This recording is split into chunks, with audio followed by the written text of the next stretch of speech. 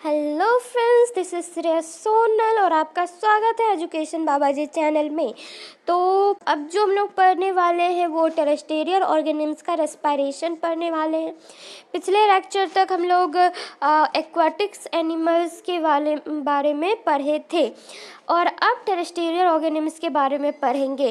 तो terrestrial organisms जो होता है, टेरेस्टेरियल ऑर्गेनिम्स ऑक्सीजन एटमॉस्फेयर से लेता है और जो ऑक्सीजन होता है वो एब्जॉर्ब किया जाता है डिफरेंट ऑर्गन से डिफरेंट एनिमल्स में। ठीक, हर एनिमल्स का एक ऑर्गन्स होता है, डिफरेंट एनिमल्स का डिफरेंट ऑर्गन्स होता है जिससे वो ऑक्सीजन को एब्जॉर्ब करता है। तो all these organs have a structure that increases the surface area। तो ये सारा जो ऑर्गन्स होता है उसके पास एक तरह का स्ट्रक्चर होता है जो कि सरफेस एरिया को इंक्रीज करता है। वो सरफेस एरिया जो ऑक्सीजन रिच एटमॉस्फेयर के कांटेक्ट में है, ठीक, वो एरिया को वो जो ऑर्गन है उसका स्ट्रक्चर जो है वो सरफेस एरिया को इंक्रीज करता है।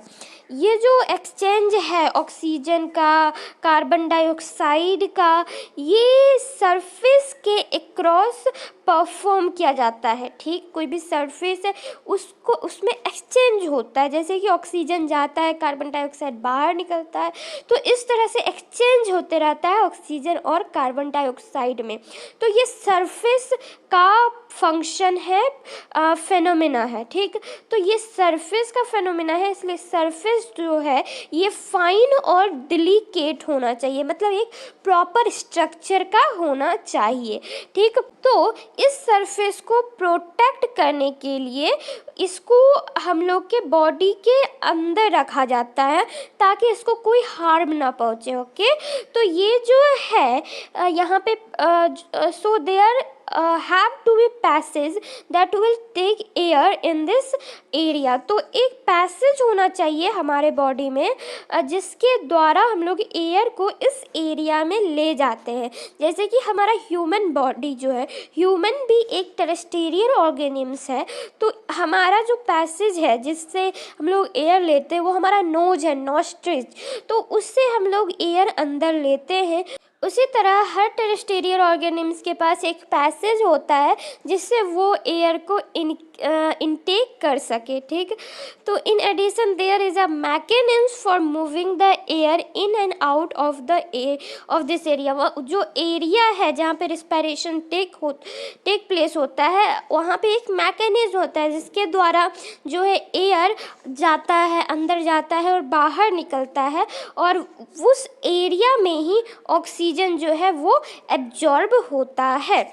तो अब आगे जो ह्यूमन बीइंग्स का रिस्पिरेशन के बारे में बताया है, तो ये पढ़ने के पहले ये आगे वाला में ये डायग्राम देखो, इसमें क्या क्या होता है इसमें हम लोग को बताया गया है। हमारे रिस्पिरेटरी ऑर्गन्स पूरा इसमें दिया गया है। तो इसमें जो है हमारा सबसे पहले जो है एयर जो है बाहर का एयर ये नेजल पैसेज जो है, जो नोज है, नोज से ये एयर अंदर जाता है।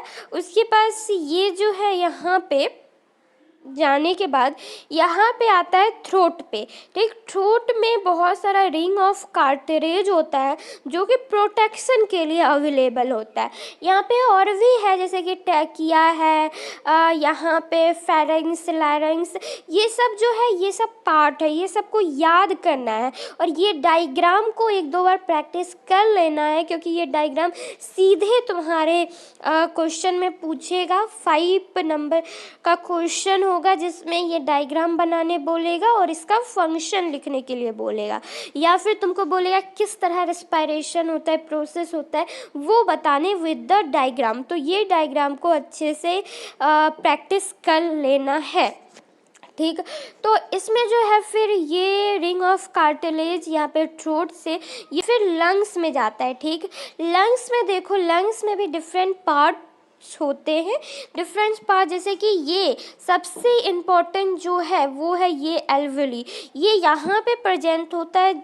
ये जो है इसमें बहुत सारे जो नर्व्स होते हैं जिसके कारण ब्लड वेसल्स होते हैं, जिसके कारण ये एक्सचेंज ऑफ गैस करता है। यहीं पे जो है ऑक्सीजन एब्जॉर्ब होता है और यहीं से एक्सचेंज होता है, एक्सचेंज प्रोसेस होता है। ठीक, यहाँ से जो ब्लड है वो ऑक्सीजन को एल्वेली से लेके पूरे बॉडी में ट्रांसपोर्ट करता है और इसमें कार्बन डाइऑक्साइड जो पूरे बॉडी में गया है उसको ये एल्वेली एब्जॉर्ब करके फिर से ये बाहर निकाल देता है। ठीक, तो एल्वेली जो है बहुत इम्पोर्टेंट है। सीबीएसई बोर्ड से भी इससे बहुत क्वेश्चन पूछा जाता है। इसका जो फंक्शन है वो काफ़ी कॉमन क्वेश्चन है, तो उसको पूछा जाता है। और इसके बाद देखो लंग्स में जो है यहाँ पे रिब्स होते हैं, जो कि मतलब जब हम लोग सांस ऊपर नीचे करते हैं तो इसका फंक्शन आता है। फिर उसके नीचे डायफ्राम्स आते हैं। ठीक, तो ये है हमारा रिस्पायरेटरी ह्यूमन रिस्पायरेटरी सिस्टम, जिससे हम लोग रिस्पायर करते हैं, जिसके मदद से। ठीक, तो आओ यहाँ पे थ्योरी में क्या दिया गया है वो पढ़ते हैं। ठीक, तो इन ह्यूमन बीइंग्स जो उसमें जो एयर जो है वो लिया जाता है नॉस्ट्रिल के द्वारा, नोज के द्वारा, और उसके बाद ये जो एयर है ये नोज से फिल्टर होके हमारे नोज में एक फाइन हेयर्स होते हैं, बहुत सारे हेयर्स होते हैं, जो कि जो एयर हमारे अंदर आया उसमें डस्ट पार्टिकल होता है उसको फिल्टर कर देता है। ठीक, वो फिल्टर करने के बाद इसको भेजता है। तो ये पैसेज जो पैसेज में भेजता है वो पैसेज में भी कुछ फाइन स्ट्रक्चर होते हैं, फाइन लाइंड होते हैं, जिसमें म्यूकस होता है। ठीक, म्यूकस एक लिक्विडिस टाइप का चीज़ होता है जो भी फंक्शन करता है फिल्टर करने के लिए, मतलब जो भी डस्ट पार्टिकल है उसको फिल्टर कर देता है। म्यूकस का भी वही काम है। तो उसके बाद ये एयर जो है ये हमारे थ्रोट में जाता है, थ्रोट में जाने के बाद ये लंग्स में जाता है। यहाँ पे रिंग ऑफ कार्टिलेज होता है जो कि थ्रोट में प्रेजेंट होता है, जो कि हम लोग को इंश्योर करता है कि जो भी एयर आया वो कोलैप्स ना करे, मतलब एक दूसरे में टकराए ना। ऐसे कलर का जो होता है कुछ कार्टिलेज जो कि हेल्प करता है for the not collapsing of air. ठीक, ताकि कोलैप्स ना हो पैसेज।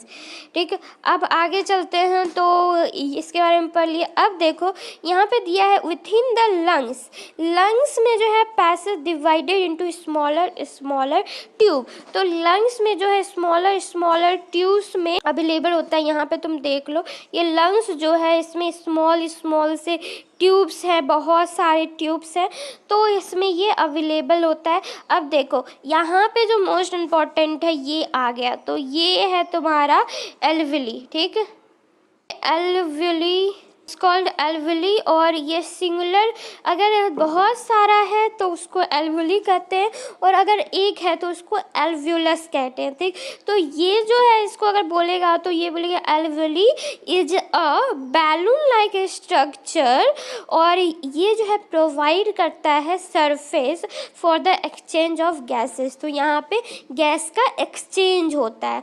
तो इसका जो वॉल होता है एल्वेली का जो वॉल होता है, the wall of alveoli contain the extensive network of the blood vessel।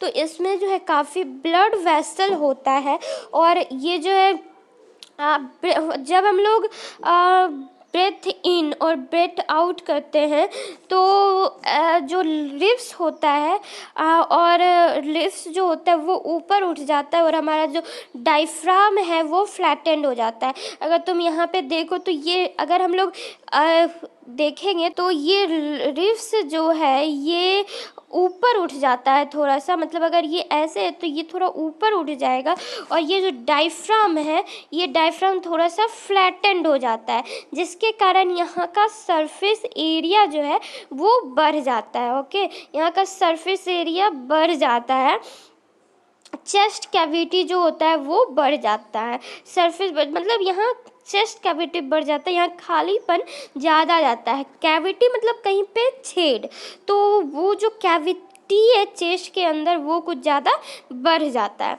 This because of this air sucked into the lungs and filled the extend एल्विली।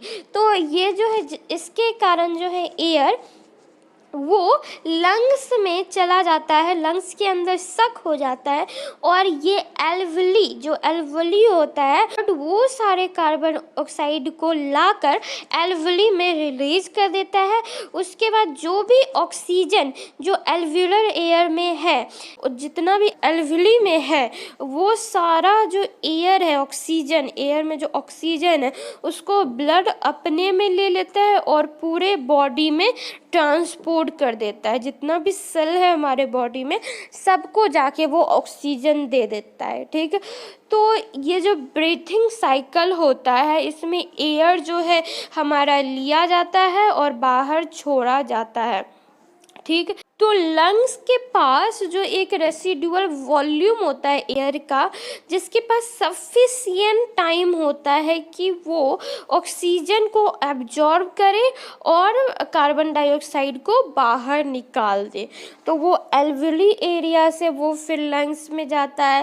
मतलब लंग्स में ही एल्वियोली एरिया होता है, वहाँ से फिर जिस तरह से एयर आया उसी तरह से फिर से कार्बन डाइऑक्साइड बाहर निकल जाता है। ठीक, तो उसके बाद जो है बोला गया है कि जब हमारा बॉडी जो एनिमल्स का बॉडी है वो जब लार्ज होता है तो डिफ्यूजन जो है वो कंप्लीट प्रोसेस नहीं कर पाता है, मतलब सारे पार्ट को ऑक्सीजन डिलीवर नहीं कर पाता है। सिर्फ जो जैसे कि डिफ्यूजन, यहाँ पे जो है एक्सचेंज ऑफ गैसेज हो रहा है ना एल्वियोली में, तो वो एक्सचेंज ऑफ गैस के वजह से सारे पार्ट में ऑक्सीजन नहीं जा पाता है। ठीक, क्योंकि हमारा बॉडी जो है वो लार्ज है, तो इसके कारण एक रेस्पिरेटरी पिगमेंट जो होता है पिगमेंट, ठीक, तो एक रेस्पिरेटरी पिगमेंट होता है हमारे बॉडी में जो कि इस ऑक्सीजन को लेता है एयर से, और इसको एयर से लेता है लंग्स में और इसको कैरी करता है टिश्यू तक। ठीक है, टिश्यू तक कैरी करता है और जो कि deficient in oxygen before releasing it. तो जो टिश्यू डिफिशिएंट होता है ऑक्सीजन में, वहाँ पे जाके ये पिगमेंट उसको छोड़ देता है, मतलब ऑक्सीजन को छोड़ देता है, मतलब उसको ऑक्सीजन रिच बना देता है जो ऑक्सीजन डिफिशिएंट होता है। तो हमारे ह्यूमन बीइंग्स में जो ये पिगमेंट है वो है हीमोग्लोबिन। ठीक, हीमोग्लोबिन एक रेस्पिरेटरी पिगमेंट है जिसके पास very high affinity of oxygen है। तो ये जो पिगमेंट है ये प्रेजेंट होता है आरबीसी में, रेड ब्लड कॉर्पस्कल्स और रेड ब्लड सेल भी इसको कह सकते हो, तो उसमें ये पिगमेंट मौजूद होता है।